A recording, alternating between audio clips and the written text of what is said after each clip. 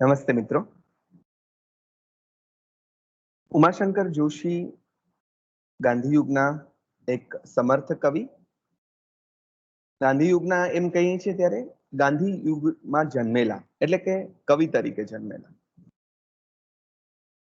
પણ પછી તો એમની જે પ્રજ્ઞા છે એ વિસ્તરી છે એમના જીવનના અંતકાળ સુધી, અને છેક સુધી એમણે ઉત્તમોત્તમ સર્જન કરી અને ગુજરાતી સાહિત્યને ન્યાલ કરી દીધું છે એમ કહીએ તો ચાલે. કેટલાક ક્ષેત્રમાં એમણે કામ કર્યું.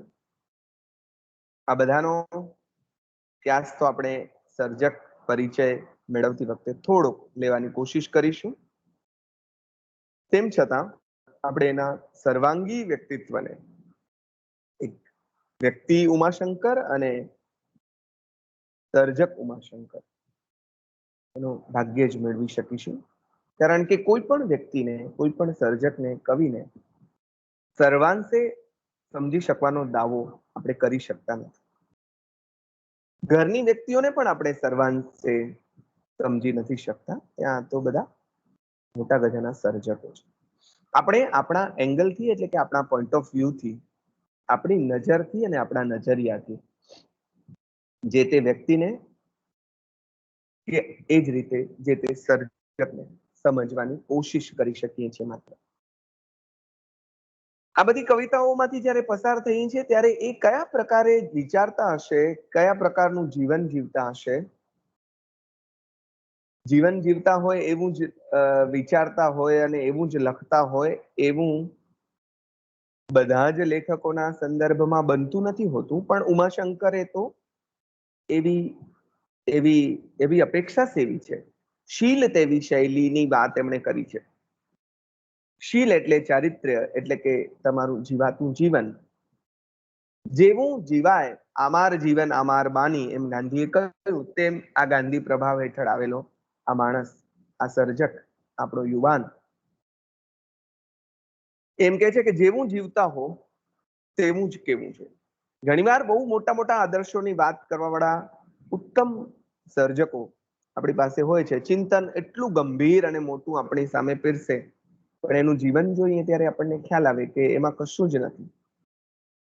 અહીંયા આપણને વિચાર અને વર્તનનું ઐક્ય, વિચાર અને વર્તનનું ઐક્ય એટલે બંનેનું સહ અસ્તિત્વ આપણને જોવા મળે છે. આ નાનકડા કવિને, આ નાનકડા યુવાનને 1930માં 20-21 વર્ષની ઉંમરે, 20-21 વર્ષની ઉંમરે, 19-20 વર્ષની આવા વિચારો આવે એ જીવતા ન હોય તો આવે જ નહીં. જીવતા ન હોય તો એટલે આ વિચારોને જીવતા ન હોય તો આ વિચારો આવે જ નહીં. કારણ કે એ સમયે જે સ્વાભાવિક લાગે એવા વિચારોને બદલે આ બીજા જ પ્રકારના વિચારો આવે અને એની અભિવ્યક્તિ રૂપે આવી કવિતાઓ પણ આવે, ત્યારે આપણને સ્પષ્ટ સમજાય કે આ સર્જક, આ કવિ આવું જીવતો હશે, આવું વિચારતો હશે. ક્યારે વિચારે? જીવે ત્યારે. આ સંગ્રહની પહેલી જ કવિતા, જે આપણે આમ તો વર્ગમાં ભણી ચૂક્યા છીએ, પણ કેટલાક મિત્રો જે વર્ગમાં નથી ભણ્યા અને બહુ જ અગત્યની એટલે છૂટી ન જાય એ માટે આપણે ફરી એનો અભ્યાસ કરી રહ્યા છીએ, ફરી એમાંથી પસાર થઈ રહ્યા છીએ.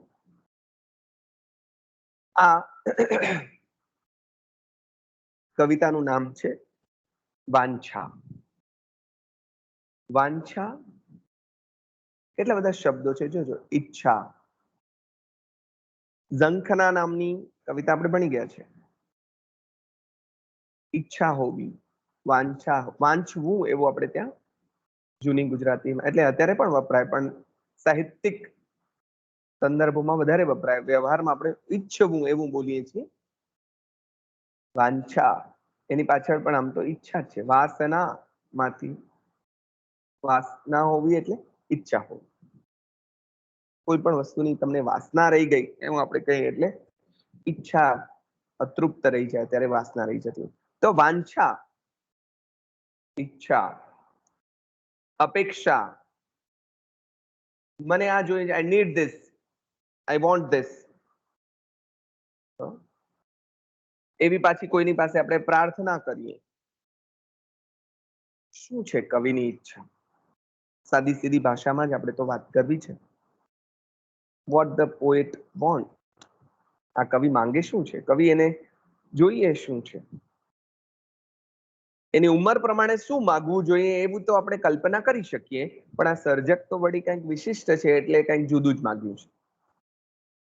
શિખરિણી છે છંદ, એટલે તમને બધાને ખબર છે કે કેવી રીતે ગવાય.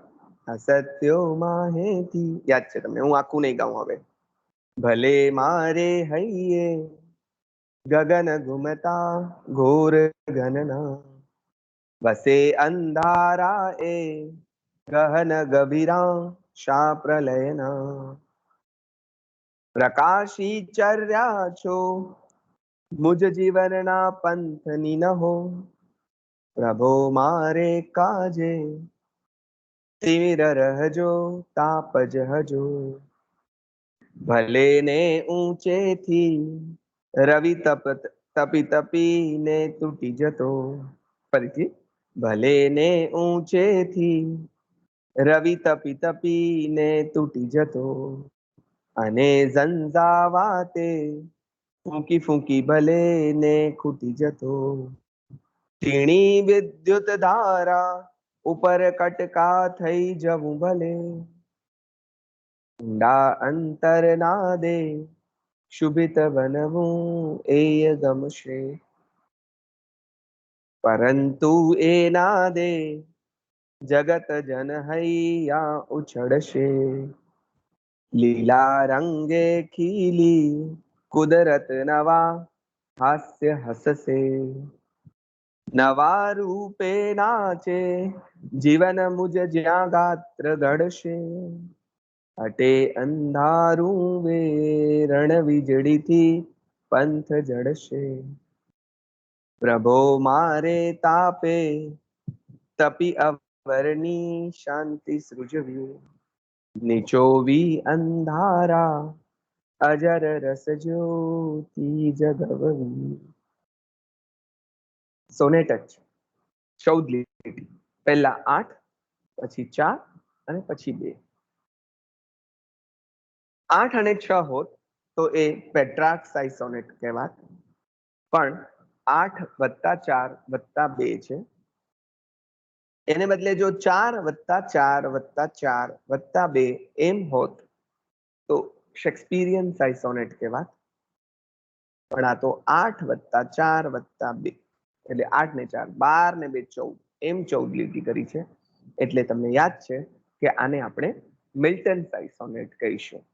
અનિયમિત 4 4 4 2 શેક્સપિયરિયન સાઇઝ સોનેટ, 8 6 પેટ્રાર્ક સાઇઝ સોનેટ, અને એ સિવાયની તમામ તે મિલ્ટન સાઇઝ સોનેટ. બરાબર? આ તો એના સ્વરૂપની વાત થઈ. આપણને બધાને ખબર છે કે સોનેટનું સ્વરૂપ વિચાર કેન્દ્રી સ્વરૂપ છે, વિચારને પ્રાધાન્ય આપતું સ્વરૂપ છે, એટલે એમાં કોઈને કોઈ વિચાર કેન્દ્રમાં હોય. અહીંયા પણ કોઈ વિચાર કેન્દ્રમાં છે. આપણે કવિતામાંથી પસાર થઈશું તેમ તેમ એ વિચારને થોડોક પણ આપણે પકડી શકીશું. ફરીથી પાઠ કરી જાઉં. ભલે મારે હૈયે ગગન ગુમતા ઘોર ઘનના, વસે અંધારા એ ગહન ગંભીરા શા પ્રલયના. એટલે 2 લીટી પણ એક વાક્ય પૂરું થયું. પ્રકાશી ચર્યા છો મુજ જીવનના પંથની ન હો, પ્રભો મારે કાજે તિમિર રહજો તાપજ હજો, ભલે ને ઊંચેથી રવિ તપી તપીને તૂટી જતો, અને ઝંઝાવાતે ફૂંકી ફૂંકી ભલે ને ખૂટી જતો, તીણી વિદ્યુત ધારા ઉપર કટકા થઈ જવું ભલે, ઊંડા અંતર ના દે ક્ષુભિત બનવું એય ગમશે,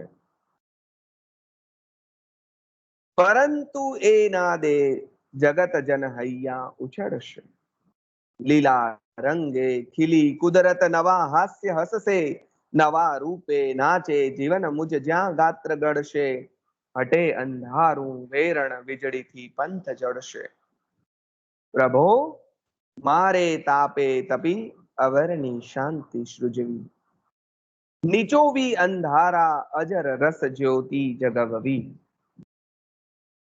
હવે આપણને એટલી ખબર પડી કે સર્જક ભગવાન પાસે કંઈક માંગે છે.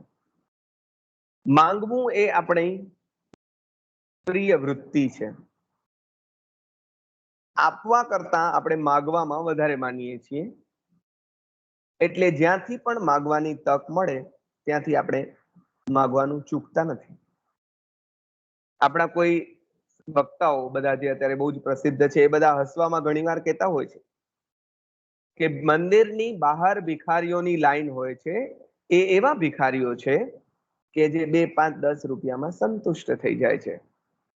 અંદર ગાડી એટલે કે ગાડીમાંથી ઉતરનારો અને સૂટ બૂટમાં પ્રવેશનારો, મંદિરમાં પ્રવેશનારો પણ ભિખારીનું જ એક રૂપ છે જે લાખ, 2 લાખ, કરોડ, 5 કરોડ, 10 કરોડ, 50 કરોડે પણ જેની તૃષા છુપાતી નથી અને માગ માગ માગ માગ માગ કર્યા કરે છે.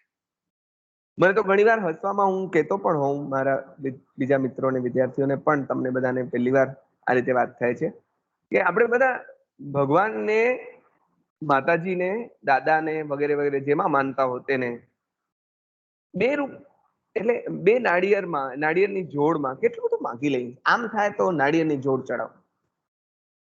1.25 રૂપિયાનો પ્રસાદ પેલા ગણતો, હવે 5 રૂપિયાનો હશે કે 11 રૂપિયાનો હશે કે 100 રૂપિયાનો. પહેલો નંબર જોઈએ છે તો આટલાનો પ્રસાદ. નાળિયેરની જોડમાં જાણે ભગવાન નાળિયેર એને જ બનાવ્યા છે અને એને પીવું હોય નાળિયેર કે ખાવું હોય તો કઈ એને આપણે પાસેથી લેવાની જરૂર નથી. પણ આપણે તો ભગવાનને ઉલ્લુ બનાવીએ અને પછી એમાંય આપણી શ્રદ્ધા તો કેવી શ્રદ્ધા કે માનતા પૂરી થાય પછી આપણે ચડાવવા જઈએ. એવી તો શ્રદ્ધા ન હોય કે ભગવાનને કહી દીધું કે માતાજીને કહી દીધું એટલે માનતા માની એટલે થઈ જ જશે, લાવ પહેલા હું નાળિયેર ચડાવી આવું. એ તો જે કીધું એ તો થઈ જ જવાનું ને. ઓલી છોકરી જેવી શ્રદ્ધા નથી આપણી કે એક ગામમાં પ્રાર્થના કરવા માટે બધા નીકળ્યા, વરસાદ વરસતો નહોતો એટલે બધા પ્રાર્થના કરવા નીકળ્યા. એક છોકરીએ છત્રી લીધી, બધા હસવા માંડ્યા. આ વાર્તા તમને બધાને ખબર છે. શ્રદ્ધાની વાત નીકળી છે ત્યારે હું કહું છું. બધાએ કહ્યું કે કેમ તે છત્રી લીધી છે બેટા? તો કે કેમ આપણે બધા સમૂહમાં પ્રાર્થના કરવાની છીએ ને તે પ્રાર્થના કરીશું તો વરસાદ આવશે ને, એટલે વરસાદ આવશે તો પલળી ના જાવ એટલે મેં છત્રી લઈ લીધી.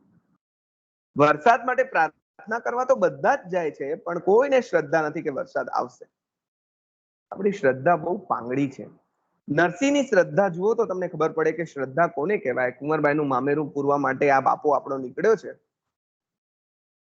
ત્યારે કુંવરબાઈનું મામેરું તમને ભણવામાં આવશે બેટા એસવાયમાં, ત્યારે ભણીશું આપણે બધા. અત્યારે જે છે એને પણ ભણીશું અને એના વર્ગમાં જોડાવવું હોય તો પણ જોડાજો, બહુ મજા પડશે. મારી અત્યંત ગમતી કૃતિ છે, ત્યારે વિગતે એની વાત કરીશું. પણ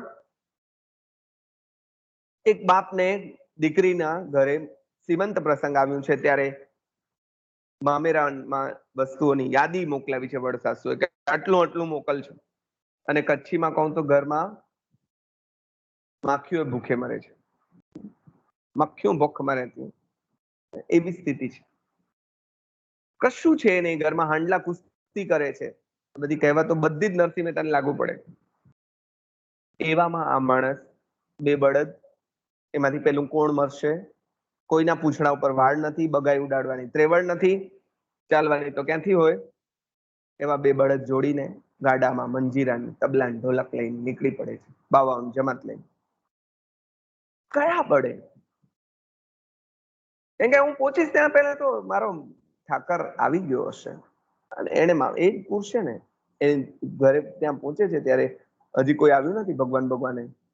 તો એની દીકરી આવી રીતે આવેલા પિતાને કહે છે કે બાપા એટલું ખરાબ લાગે છે, આના કરતા ન આવ્યા તો સારું. ત્યારે કહે છે કે બેટા તું ચિંતા નહીં કર, જો મામેરું નહીં પૂરે તો લાજ લક્ષ્મીનાથની જશે, આપણી નહીં જાય. લાજ લક્ષ્મીનાથની જાય. આટલી શ્રદ્ધા હોય ને, શ્રદ્ધાની પરીક્ષાઓ થાય. છાબ મંડાય છે ને ત્યાં સુધી કશું જ નથી, કોઈ નથી આવતું. બધા મેણા ટોણા કરે છે ત્યાં સુધી કોઈ નથી આવતું. અને છેવટે કૃષ્ણને આવવું, ભગવાનને પણ લાચાર થઈ જવું પડે જો આપણી ભક્તની આટલી શ્રદ્ધા હોય તો. પણ આપણે તો એ બધામાં કઈ માનતા નથી, બહુ માંગમાં માનીએ છીએ. એટલે ઓલો હસવામાં જોક એક આવતો કે કોઈ માજી પર ભગવાન પ્રસન્ન થયા, તેને માંગ્યું કે પૂછ્યું કે બોલ માજી શું જોઈએ છે? એટલે માજીએ તો કહ્યું કે કાંઈ નથી જોઈતું ભગવાન, કાંઈ નથી જોઈતું. એક કામ કરો, હું મારા પરપોતરાના પરપોતરાને 7મા માળે સોનાના પારણામાં ઝુલાવતી હોઉં એ હું આપો. એટલે આયુષ્ય માગી લીધું, તંદુરસ્તી માગી લીધી, સોનાના પારણા એટલે વૈભવ માગી લીધું, બધું જ માગી લીધું. માંગવામાં આપણે એટલા એક્સપર્ટ છીએ કે વાત ન પૂછો. પણ આ સર્જક, આપણે તો વાંછાની વાત કરવાની છે, કઈ આ બધાની વાત નથી કરવાની, ઉમાશંકરની વાત. એક 18-19 વર્ષનો 20 વર્ષનો ફૂટડો જુવાન એ શું માંગે? ભગવાન મારા જીવનમાં ફૂલ ગુલાબી સુંદર કોઈ યુવતી આપજે, મને આમ કરજે, મને આ મળજો, મને પૈસો મળજો, મને ધન મળજો, વૈભવ મળજો, આનંદ મજા મળજો, ફરવા જવાનું મળજો, આમ રખડવું છે, તે રખડવું છે, આ બધું મળજો, તે બધું મળજો. એવું તો ખબર નહીં શું માગ્યું. જુઓ તો ખરા કેવું માગ્યું. માંગવાની કલામાં બહુ જ ઓછા લોકો ખાટી શકે છે. નરસિંહ મહેતા ખાટી ગયા છે. નરસિંહને જ્યારે શિવ પ્રસન્ન થયા ત્યારે એને પૂછ્યું કે શું જોઈએ, ત્યારે એને કહ્યું તમને જે વલ્લભ હોય છે દુર્લભ આપો તે મુજને દયા આણી દે. કાંઈ નથી જોઈતું પણ આપવું જ હોય તો તમને જે વલ્લભ હોય, તમે જેને ચાહતા હો અને જેને મેળવવા દુર્લભ હોય. અને પછી એને કૃષ્ણ મળ્યા છે. પહેલા તો એને ભક્તિ નાગર છે અને હાટકેશ એટલે શિવની ભક્તિ કરી છે. પછી શિવ એને પડ્યા છે અને કૃષ્ણ મળ્યા છે. પણ એને માગતા આવડ્યું છે મેઇન. આ કવિએ શું માંગ્યું છે ચાલો પ્રવેશ કરીએ કવિતામાં. ભલે મારે હૈયે ગગન ગુમતા ઘોર ગણના, વસે અંધારા એ ગહન ગભીરા શા પ્રલયના. આપણે પ્રકાશ માંગીએ કોઈ પણ સત્યોમાં હેથી, પછી ઊંડા અંધારેથી પ્રભુ પરમ તેજે તું લઈ જા. નાનાલાલ, આ જે શિખરણી પ્રાર્થના છે, આ પ્રાર્થના છે, તો બેની પ્રાર્થનામાં જુઓ કેટલો ફરક છે. ઓલી સાચી જ છે, તમસોમાં જોડતેર ગમાય, આ મૂળ પ્રાર્થના છે. પ્રભુ અંધારામાંથી અમને પ્રકાશ તરફ લઈ જા. કયા અંધારા? કઈ રાતના અંધારાની વાત નથી. અજ્ઞાનના અંધારા ને બીજા કેટલા અંધારામાં આપણે ડૂબેલા છીએ જેની આપણને ખબર નથી. કેટલા અંધારામાં આપણે ડૂબ્યા છીએ that we don't know even. એમાંથી તમે અમને અજવાળા તરફ, અજવાળા કરો મારા અંતરમાહી, એવી મેં એક ભજન લખેલું, એમાં એક પંક્તિ હતી. બધાએ અજવાળાની માંગણી કરી છે. પણ આ સર્જક કાંઈક જુદો છે. આ કવિ કાંઈક જુદો છે. ભલે મારે હે પ્રભુ તને આપવું હોય તો શું આપજે. પ્રાર્થના છે આ, પણ કેવી પ્રાર્થના? વાંછા, મારી ઈચ્છા છે કે મને ભલે મારે હૈયે ગગન ગુમતા ઘોર ગણના વસે અંધારા. મારા હૈયામાં ગગન ગુમતા ઘોર ગણના, ઘનઘોર વાદળો છવાય ને કાળું ડિબાંગ આકાશ થઈ જાય, એ ગમે નહીં. અંધારું છે ને એ નકારાત્મકતાનું પ્રતીક છે, નેગેટિવિટીનું પ્રતીક છે. તમે આવતા વર્ષે અતિ જ્ઞાન ભણશો તો તમને ખ્યાલ આવશે. અંધારામાં દૂરથી આવતું, એ પંક્તિ છે બહુ સરસ. અંધારું આવતું દેખી મુખથી કશું ના. અરે અંધારું, હા, આવતું વાદળું દેખી મુખથી કશું ના કહું. વાદળું કાળું ડિબાંગ વાદળું, એ જોઈ અને મુખથી કાંઈ ન કહું, એવી પંક્તિ છે. એ આવશે ત્યારે આપણે ભણીશું. પણ અંધારું એમ કાળું, અને એમાં અંધારું, આ કાળું એ નેગેટિવિટીનું પ્રતીક છે, નકારાત્મકતા, ખરાબ તત્વ, દુરિત જેને આપણે કહીએ છીએ. એટલે જો આમ ભૂત પ્રેત જોડે લઈને આપણે અંધારામાં જ કલ્પીએ છીએ, કારણ કે દેટ ઇઝ ધ દુરિત. એ દુરિત છે. રાક્ષસોને આપણે અંધારામાં જન્મેલા બતાવીએ, અથવા તો અંધારાના માં એમની શક્તિઓ વધી જાય. કેમ? તો કે એ દુરિત અને દુરિતનું મિશ્રણ થાય. ભલે મારે હૈયે ગગન ગુમતા ઘોર ગણના વસે અંદર, મને તકલીફ આપ. અંધારું આપે એટલે શું? તકલીફ, મુશ્કેલીઓ. તમારા જીવનમાં ક્યારેય અંધારું ન થાય એવું આપણે દુઆ પણ આપીએ, એવા આશીર્વાદ આપે. પણ અંધારું મને મળજો કેવું ગહન, ઊંડું અંધારું, વિંધી ન શકાય એવું અંધારું, ગાઢ અંધારું. તેનું અંધારું? પ્રલય.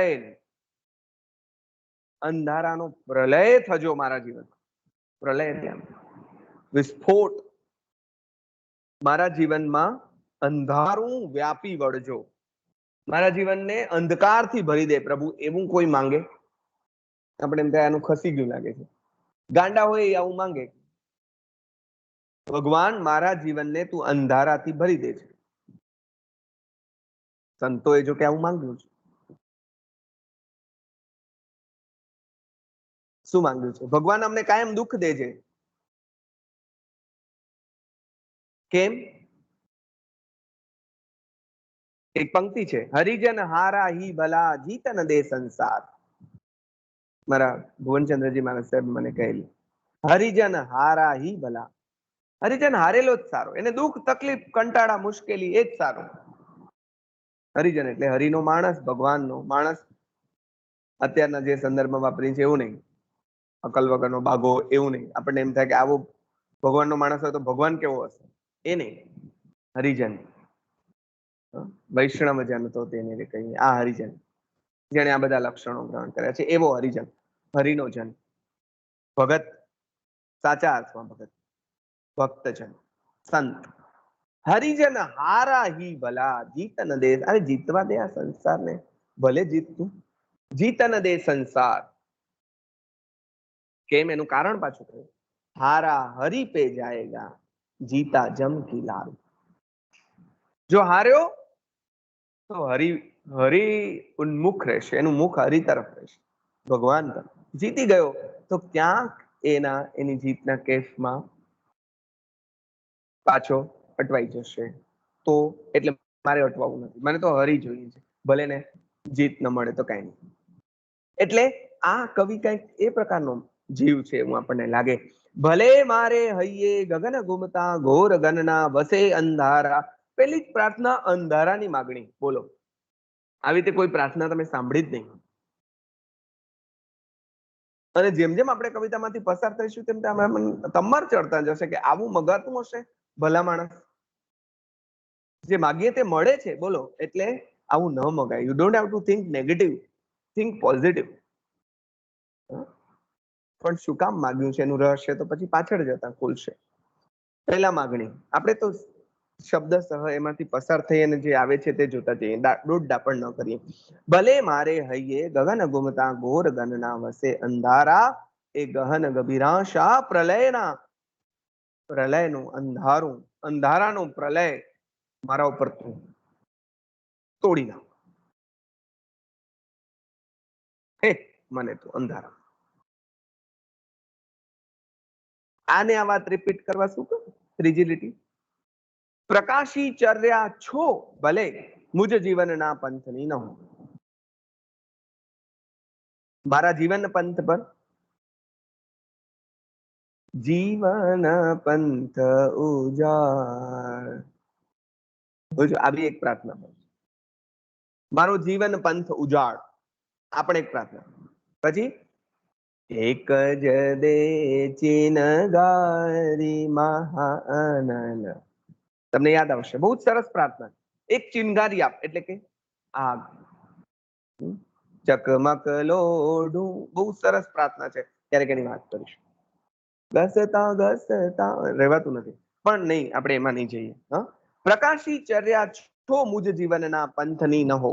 મારા જીવનમાં ભલે પ્રકાશ ન હો, મારા રસ્તામાં અંધારા જ. હવે અંધારા હોય એટલે ઠેબા ખાવાનું આવે, આપણે દેશી ભાષામાં કહીએ અથડાવાનું આવે. ભલે અથડાવું, ભલે કૂટાવું, ભલે પીટાવું, ભલે હેરાન થાઉં, ભલે મારા જીવનમાં મુશ્કેલીઓ આવે, પ્લીઝ મને અંધારું આપજે. મને બહુ જ વિચિત્ર લાગે એવી આ પ્રાર્થના. કોઈ માણસ પ્રકાશ માંગે કે ભગવાન, હું એમ નથી કહેતો કે સૂરજ બનીને તું મારા જીવનમાં અજવાળા પાતળી દે. મારા હાથમાં એક નાનકડી દીવડી તો આપજે, કે જે દીવડી લઈને હું ચાલું તો જેટલું ચાલું એનાથી 2 ડગલા આગળનું તો દેખાય એટલે હું ચાલી શકું. એ પણ પ્રાર્થના એની જગ્યાએ ઉત્તમોત્તમ પ્રાર્થનાઓ છે. આ બધી જ પ્રાર્થનાઓ જેની સાથે હું આની કમ્પેરિઝન કરી રહ્યો છું એ પ્રાર્થનાઓ ખોટી છે હું જરાય નથી કહેતો. એ બધી જ સાચી અને ઉત્તમોત્તમ પ્રાર્થનાઓ છે. એની ભૂમિકા જુદી છે, આની ભૂમિકા જુદી છે. પ્રકાશી ચર્યા છો ભલે મુજ જીવનના પંથની ન હો. મારા જીવનનો માર્ગ ભલે અંધકારથી ભર્યો, ભલે ને એમાં પ્રકાશ ન હોય, કઈ વાંધો નહીં. આઈ ડોન્ટ કેર એવો ભાવ નથી. ભલે ન હોય કઈ વાંધો નહીં, કશો વાંધો નહીં. કી ચિંતા ના એમ. પ્રભો મારે કાજે તિમિર ઘૂંટી ઘૂંટીને આ વાત કે છે. જો પહેલી લીટીમાં આ જ વાત આવી, બીજીમાં આ જ આવી, ત્રીજીમાં આ જ આવી, ચોથીમાં આ જ આવી. પ્રભો મારે કાજે તિમિર રહજો. હે ભગવાન મારા માટે તિમિર રાખજે ભાઈ, અંધારું રાખજે પ્લીઝ પ્લીઝ. હા બાપા હા, પણ આપણું માનવું શું છે? આ કારણ શું છે? ભલે મારે હૈયે ગગન ગુમતા ઘોર ગનના વસે અંધારા એ ગહન અભિરાશા પ્રલયના પ્રકાશી ચર્યા છો મુજ જીવનના પંથની ન હો. પ્રભો હે પ્રભુ મારે કાજે તિમિર રહજો. પછી રહેવાયું ને એટલે વળી કે તાપ જ હજો. લ્યો, એક અંધારા માંગ્યા અને બીજું શું માંગ્યું? માંગી માંગીને પ્રભુ માંગુ છું આટલું. આપણે એમ થાય કે આવું કઈ મંગાતું હશે, કઈ ઉમાશંકરનું ખસી ગયું લાગે છે. તિમિર અંધારું માંગ્યું અને એનાથી વળી સંતોષ ન થયો તો એમ કીધું તાપ જ હજો. તાપ એટલે પણ તકલીફ, તાપ એટલે પણ એટલે આપણે એમ કહીએ કે તડકા છાયા જીવનમાં આવ્યા કરે. તડકો છાયો એટલે ત્યાં તડકો એટલે દુઃખ, છાયો એટલે સુખ. તો મારે માટે તાપ તાપ તાપ ઘોર તાપ એટલે તાપ જ તાપ એમ કહો ને, એ હજો એમ. તકલીફો જ તકલીફો હજો, ક્યાંય સુખ નહીં, ક્યાંય છાયણી નહીં, જરાક પણ નહીં. તાપ જ જકારતી નહીં. આઈ ડોન્ટ વોન્ટ છાયણી એન્ડ ઓલ ધીસ. મને આ છાયણો બાયણો કાંઈ જોતો નથી. મને સુખ જોઈતું નથી. એવું કીધું નથી, સુખ નથી એવો, સુખ દુઃખ એવો શબ્દ વાપર્યો નથી. સુખ દુઃખ એ આપણા મનની પેદાશ છે. તમે માનો કે એર કન્ડિશન રૂમમાં આપણે ઠંડક હોય, સુખ હોય, શાંતિ હોય, માની ના શકાય. ઠંડક હોય, બિચારાને એસી નું કામ ઠંડક આપવાનું છે, તે આપે. પણ એ જ એસી માં તમને ગભરામણ થતી હોય, કેમ કે તમારા અંદર બીજી વૃત્તિઓ ચાલતી હોય, વિચાર ચાલતા હોય, તો તમને ગભરામણ થાય. એ જ એસી માં તમને ક્રોધ ચડે તો તમને પસીના આવી જાય.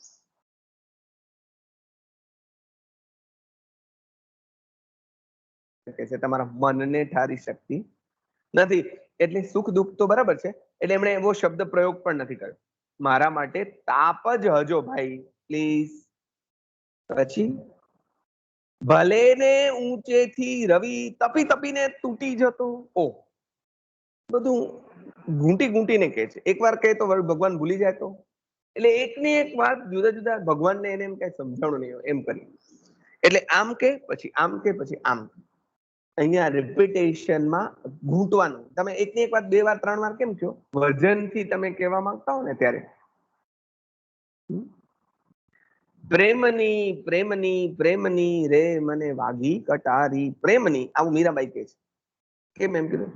પ્રેમની પ્રેમની પ્રેમની આવું અવડું બધું પ્રેમની કટારી વાગી એમ કહી દીધું તો ચાલે. ના, મને વાગી કટારી પ્રેમ. મને પ્રેમની કટારી વાગી છે એવું એ ઠોકી વગાડીને કેવું છે, એટલે રિપીટ કરે છે. હળવે હળવે હળવે હરજી મારે મંદિર આવે. એની હળવાશ માટે આ 3 વખત હળવે હળવે હળવે આવે છે. મોટે મોટે મોટે મેં તો મોતીડે વધાવ્યા રે. આ ઉમળકો વ્યક્ત કરવા માટે આ રિપીટેશન આવે છે. અહીંયા શબ્દોનું રિપીટેશન નથી, આવું નથી. અંધારા અંધારા અંધારા, હજુ એવું નથી. જુદા જુદા ફોર્મમાં ભાવનું રિપીટેશન, જુદા જુદા ફોર્મમાં જુદી જુદી રીતે. જેમ કે જુઓ, ભલે મારે હૈયે ગગન ગુમતા ઘોર ઘનના વસે અંધારા, એકવાર કહી દીધું. એ ગહન ગંભીરા પ્રલયના અંધારા, બીજી વાર. આવા અંધારા એટલે કેવા? પ્રલય, દુઃખ, તકલીફ, વેદના. પછી એ જ વાત બીજી રીતે કરી. અંધારાની ઉપસ્થિતિ એટલે પ્રકાશની અનુપસ્થિતિ, અને પ્રકાશની ઉપસ્થિતિ એટલે જ અંધારાની ઉપસ્થિતિ. આપણે સમજીએ જ છીએ, અંધારું હોય ત્યાં પ્રકાશ ન હોય, પ્રકાશ હોય ત્યાં અંધારું ન હોય. એટલે વળી એ જ વાત બીજી રીતે કરી. એટલે શું, વજન આપીને ભગવાનને આમ ન સમજાય તો આમ ન સમજાય તો આમ, એમ કરીને કહેવા માંગતા હોય એવું આપણને જાણે લાગે. ભગવાન બધું જ સમજે છે, પણ તોય સર્જકને જે કેવું છે વજન આપીને કેવું છે. એટલે કે છે, પ્રભુ મારે કાજે તિમિર રહેજો. ત્રીજી રીતે કીધું. હવે આપણે એમ કે બરાબર સમજાઈ ગયું. પછી કે છે, તાપ જ હજો, મારા જીવનમાં તાપ ને તાપ આપ. સંતાપ એ તાપને મળતો શબ્દ છે, અને તાપ જ આપવાનો શબ્દ છે. મને તાપ આપ. ભગવાન સમજી ગયા, પણ છતાં ભલે એમ કે છે, ભલે ને ઊંચેથી રવિ તપી તપીને તૂટી જતો. લ્યો, સૂરજ મારા ઉપર ઊંચેથી રવિ તપી તપીને મારા ઉપર તૂટી જતો. એટલે કે આપણે ત્યાં છે ને, દુઃખના ડુંગર તૂટી પડ્યા, આ આભ તૂટી પડ્યો. એટલે કે મુશ્કેલીઓનો પાર ન રહે. ભલે મારા ઉપર ઊંચેથી આ જે રવિ છે, સૂર્ય છે, એ તપી તપીને તૂટી જતો. મારા ઉપર ભલે ને એને જે અત્યાચારો કરવા હોય તે કરે, મારા ઉપર સૂર્ય તૂટી પડે એમ વિચાર કરો. એવું માંગે છે. આ આપણને એમ થાય, આવું માંગતો હશે કોઈ? હવે ત્રીજું, અને ઝંઝાવાતે ફૂંકી ફૂંકી ભલે ને ખૂટી જતો. કોણ? પવન. એટલો બધો પવન આવે, એટલી બધી ઝંઝાવાતો આવે, ખુદ પવન ફૂંકી ફૂંકીને થાકી જાય પોતાની જાત, ભલે ને ખૂટી જતો. કેટલા ઝંઝાવાત. આપણે એમ થાય ભગવાન શાંતિ આપજે, સુખ આપજે. પૈસો નહીં દે તો ઘણી વાર આપણે બિચારા સારા માણસો જેમ કે, ભગવાન શરીરની તંદુરસ્તી આપજે, સુખ શાંતિ આપજે, ને આમ તેમ એવા બધા આપણા વડીલો આશીર્વાદ આપે. એ લોકો ખોટા જરાય નથી. આ તો ઉમાશંકર આવું માગે છે. આ કોઈ માગતું હશે? ગાંડા માણસ છે એવું આપણને લાગે. પણ હવે ઉમાશંકર માંગે છે તો કઈક કારણ તો હશે જ. શું કામ માંગે છે? એનું રહસ્ય કવિતા છે ભાઈ. એટલે કવિતા તો રહસ્ય લોક છે, ધીરે ધીરે ઉઘડશે, આપણે રાહ જોવી પડે. અને ઝંઝાવાતે ફૂંકી ફૂંકી ભલે ને ખૂટી જતો. ભલે ને ખૂટી જાય. તેણી આનાથી રહેવાનું નહીં, આટલું કઈક પૂરતું નહોતું. એટલે શું કીધું? તેણી વિદ્યુત ધારા ઉપર કટકા થઈ જવું ભલે. હવે ને આવું કોઈ માંગે? તેણી વિદ્યુત ધારા ઉપર કટકા થઈ જવું ભલે, મારા ઉપર વીજળી પડે. આવું કોઈ માંગે? કોઈને શ્રાપ દેવા હોય તો કોઈ દે, મુઆ તારા પર વીજળી પડશે, મુઆ આમ થઈશ ને તે, એવું આપણી બાઈઓ ડોસીઓ ઘણી વાર કહેતી હોય. તીણી વિદ્યુત ધારા, એકદમ તીક્ષ્ણ, ધારદાર, તોડી નાખે, ભોળી નાખે, ભૂક્કા કરી નાખે. ઓલે હસવા વાળો નહીં, ખરેખર કરી નાખે એવી મારા કટકા થઈ જાય. ભલે ને મારા કટકા થઈ જાય. યુવાનને શું થયું છે? ભગવાન મને તું અંધારા આપજે. અંધારા એટલે પ્રલયના, મારા જીવનના રસ્તા પરના તમામ પ્રકાશના માર્ગો બંધ કરી નાખજે. મારા જીવનમાં માત્ર ને માત્ર તિમિર, તાપ, તાપ એટલે સૂર્યનો અસહ્ય તાપ, એટલે તકલીફ જ તકલીફ તું આપજે મને પ્લીઝ. ત્રીણી મારા ઉપર વીજળી પડે, એના પહેલા ઝંઝાવાતોમાં હું ફેંકાઈ જાઉં. આવું કોઈ માંગે? ઊંડા અંતર નાદે શુદ્ધિત બનવું એ ગમ. આ બધું જ આવી જાય, ખલાસ થઈ જાઉં. ઊંડા અંતર નાદે શુભિત શોભિત શુભિત થઈ જાઉં.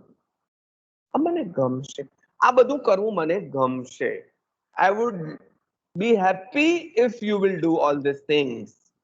તમે જો આવું કરશો તો હું રાજી થઈશ. હવે આપણને એમ થાય કે આવી કઈ પ્રાર્થનાઓ કે ભગવાન મને અંધારા દેજે, મારા રસ્તાનો પ્રકાશ લઈ લેજે, તાપ આપજે, આમ કરજે, સૂર્ય તૂટી પડે, ઝંઝાવાતોમાં ફેંકાઈ જાઉં, મારા ઉપર બીજું આવું કઈ હોય. અને આ બધું મને ગમશે જો તું મને આપીશ તો. આપ જ એવો કઈ હું દુરાગ્રહ નથી રાખતો ભગવાન પાસે, તો કેવી રીતે રાખી શકાય, પણ આપીશ તો મને ગમશે. Please, I would love to gate all this things. મને આ બધી વસ્તુઓ, મને આ બધું જ, બધી પરિસ્થિતિ ગમશે. હવે જો 3 પ્રકારની પ્રાર્થનાઓ આપણે જોઈ. એક, આ બધી અંધારામાંથી પ્રકાશ તરફ લઈ જાઓ, અસત્યોમાંથી સત્ય તરફ વગેરે. એક મીરાની બીજી પ્રાર્થના છે, રામ રાખે તેમ રહીએ ઉદ્ધવજી, રામ રાખે તેમ રહીએ. આપણે જે છે એનો સ્વીકાર, જે ગમ્યું જગત ગુરુ દેવ જગદીશને, તે તણો ખરખરો ફોક કરવો નરસિંહ, ગુજારે જે શિરે તારે જગતનો નાથ તે છે, જે ઘણ્યું પ્યારું જે પ્યારાએ, અતિ પ્યારું ગણી લેજે બાલાશંકર.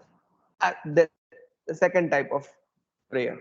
પહેલી, અંધારામાંથી પ્રકાશ તરફ જવાની પ્રાર્થના, પોતાના વિકાસ, બહુ સારી વાત છે. બીજી, જે છે તેનો સ્વીકારની પ્રાર્થના. આ તો કઈક ત્રીજા જ પ્રકારની પ્રાર્થના છે. ભગવાન, હા, એક પ્રાર્થના એવી છે ટાગોર વગેરે કે શું કે મને આ મળજો, આમ મળજો, એમ મળજો, એવું નહીં, પણ મને તકલીફો આવે ભલે આવે, પણ મને સહન કરવાની શક્તિ આપજો. ટાગોરની કવિતા છે, મને અત્યારે એકદમ યાદ, મગજ હૈયે છે ને હોઠે નહીં આવે.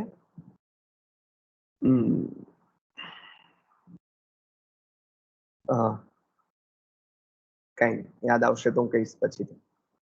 તો એવી ટાગોરની પ્રાર્થના છે કે બધી મને શક્તિ આપજો કે હું આ બધામાંથી પસાર થઈ શકું. એ પણ એક પ્રાર્થનાની પણ રીત છે. આ તો કઈક વિચિત્ર જ પ્રાર્થના છે કે ભગવાન, જો તમે મને અંધારું, તાપ, દુઃખ, તકલીફ, ઝંઝાવાત, વીજળીમાં તૂટી જવા જેવી, વેર વિખેર થઈ જવા જેવું આ બધું આપશો તો હું રાજી થઈશ. લાગ્યા પણ સામે શરત કરી કે જો હું આ મારું બધું લઈ લેજે, કાંઈ વાંધો નહીં, આવું કરજે, પણ પરંતુ પણ મારી શરત છે સામે. એ ના દે જગત જન હૈયા ઉછળશે, હું મારું અસ્તિત્વ ભલે ઓગળી જાય, પરંતુ મારો અવાજ ભલે રૂંધાઈ જાય, પરંતુ મારા રૂંધાવાથી જો કોઈનો નાદ ગુંજી ઉઠતો, જગત જનના હૈયા જો ઉછળી ઉઠતા હોય, આ તો બલિદાનની કવિતા છે. આપણે ત્યાં ઘેટા બકરા અને ફલાણા દીકરાના બલિદાનો ખૂબ અપાયા છે. પોતાની જાતનું બલિદાન આપવા સર્જક તૈયાર થયો છે. અને એવા દાખલા આપણે ત્યાં દધીચી ઋષિના ને બધાના છે. શબ્દ નામમાં ભૂલ ન કરતો હું, એવા આપણે ત્યાં ઋષિઓ થયા છે જેમણે હાડકાં આપી દીધા છે, જેમાંથી વજ્ર બન્યું છે. દાનેશ્વરીઓ આવા છે. પણ અહીંયા તો આ તો એનાથી એના જેવી એ કક્ષાની એ પ્રકારની આ પ્રાર્થના છે. પરંતુ એ ના દે જગત જન હૈયા ઉછળશે, લીલા રંગે ખીલી કુદરત નવા હાસ્ય હસશે, મારા વિસર્જનથી, મારા વિલયથી, મારા વિનાશથી જો કોઈના જીવનમાં કૂંપણો ખીલી શકતી હોય તો આઈ એમ રેડી.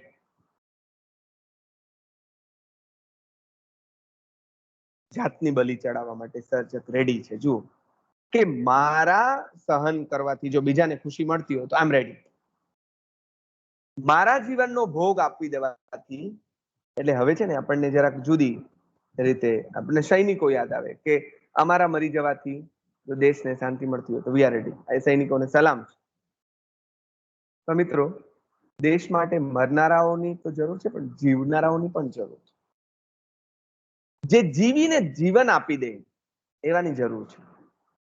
આપણે ત્યાં કેટલા એવા સમાજ સેવકો છે, આજે પણ છે, કે જે લોકોએ જીવન આપી દીધું છે, પોતાના જીવનની ખાક કરી નાખી છે, જેના કારણે બીજા કેટલાના જીવન મગમગી ઉઠ્યા છે, તેના બગીચા ખીલી ઉઠ્યા છે. પરંતુ એ નાદે જગત જન હૈયા ઉછળશે. જો જગત, ભારતના એવું નથી કીધું, આગળ આપણે ઓલું વિશ્વ માનવી ભણીને આવ્યા છીએ એટલે આ આપણને ખબર છે. જગત જન હૈયા ઉછળશે, આખા જગતના લોકોના હૈયા ઉછળી ઉઠે.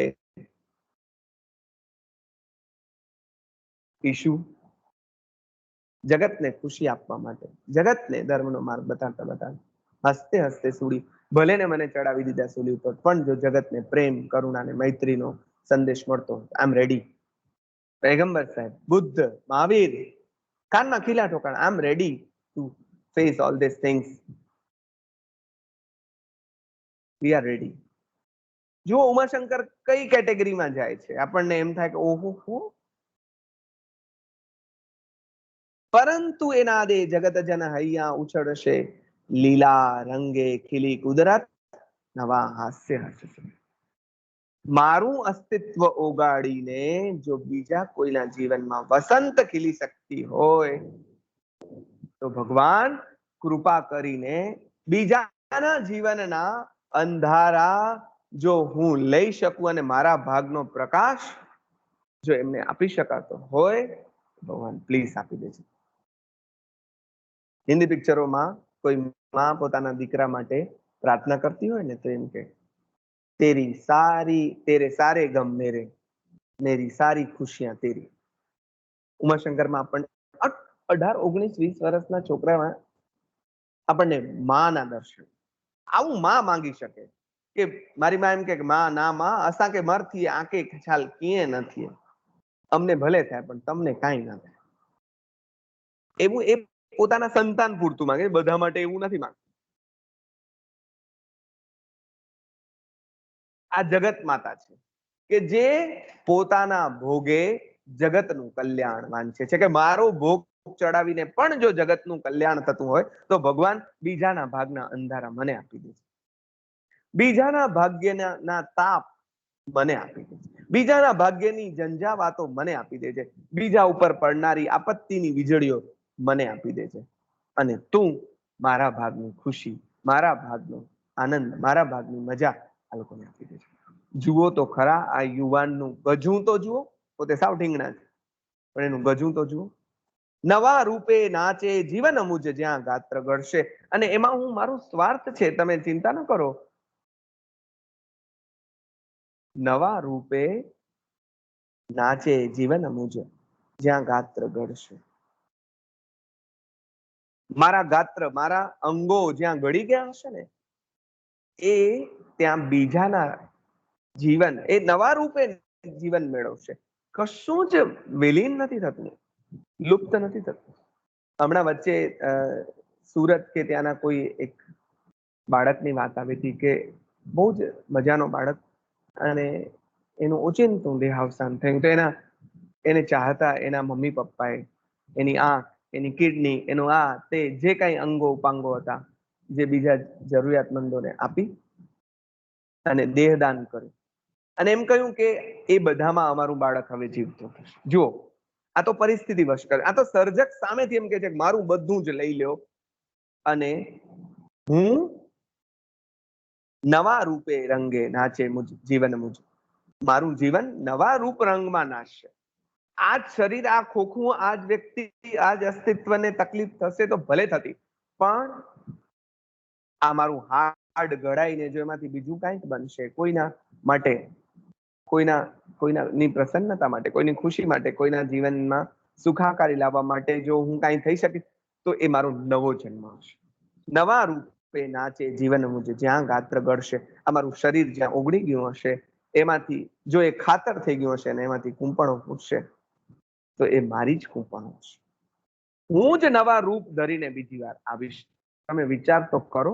હટે અંધારું વેરણ વીજળીથી પંથ જળશે. મારા ઉપર વીજળી પડે એમ કેમ માંગ્યું?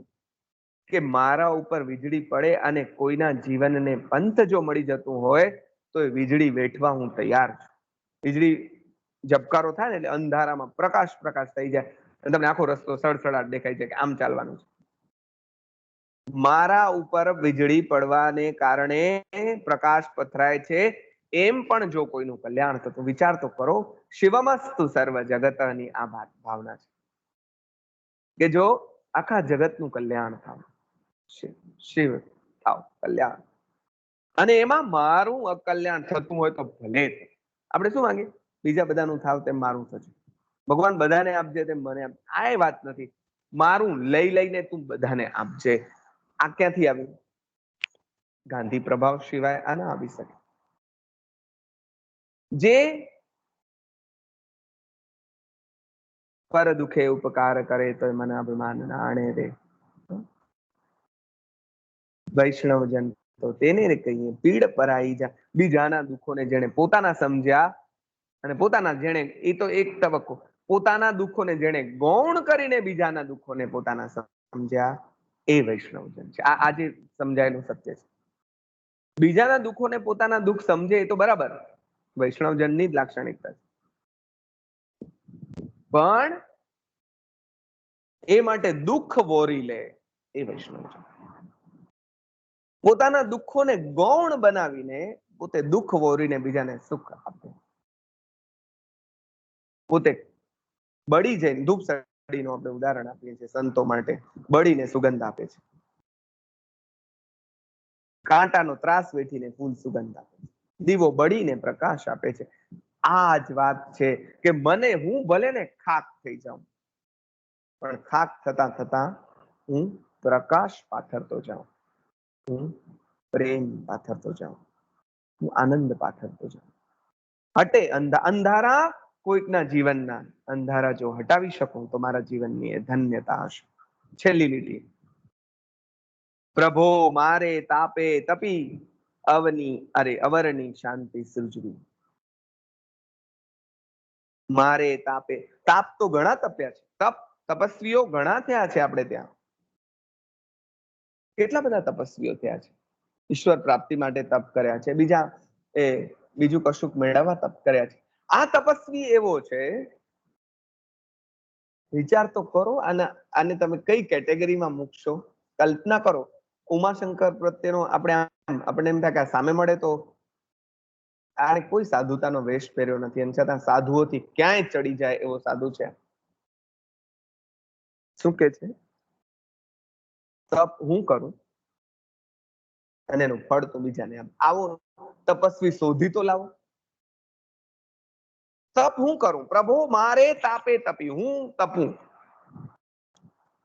અવરની શાંતિ સૃજવી, અને એનું ફળ તારે આપવું હોય. આઈ don't want reward, I don't want anything, પણ હા, તારે જો આપવું જ હોય તો અવરની શાંતિ સૃજવી, હું તાપ તપું અને બીજાનો જીવન. આ કાવ્ય ડેડિકેટ કરીએ છીએ આપણે બધા જ એ સમાજ સેવકોને કે જે લોકો પોતે તાપ તપી અને બીજાના જીવનને શાંત કરવામાં, બીજાના જીવનમાં ને સુંદર કરવામાં જીવન ખલાસ કરી નાખ્યું છે. આ ગાંધી ડોસલો પોતે તો એવો હતો જ, પણ એને એવી આખી જમાત ઉભી કરી આ બાપાએ, પોતે તો પોતાનું આખું જીવન આપી દીધું. મને યાદ આવે છે બનાવટી ફૂલો, પ્રહલાદની કવિતા છે મિત્રો, બહુ જ સરસ.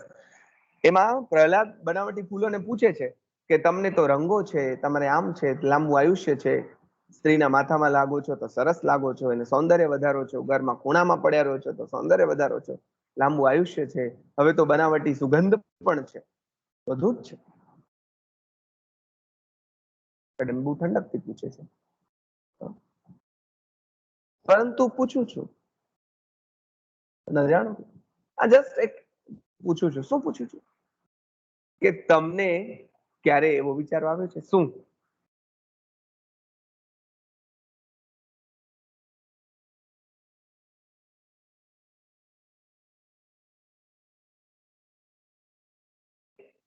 કોઈ દિવસ એવો વિચાર આવ્યો છે કે દિનાંતે આજે તો સકલ નિજ આપી ધરી જવું, આજે તો દિવસના અંતે પોતાનું બધું જ આપી દઈને ખરી પડવું, એવો કોઈ દિવસ વિચાર આવ્યો છે ખરો?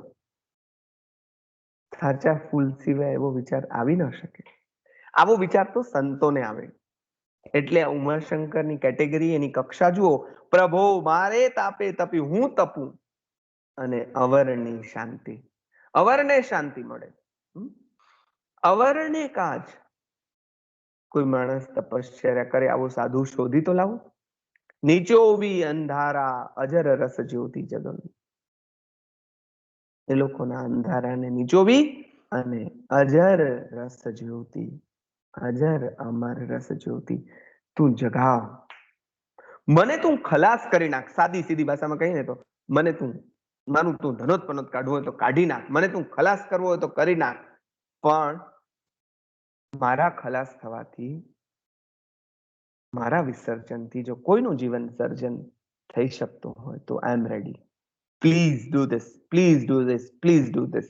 આવું ભારપૂર્વક સર્જક કહે છે.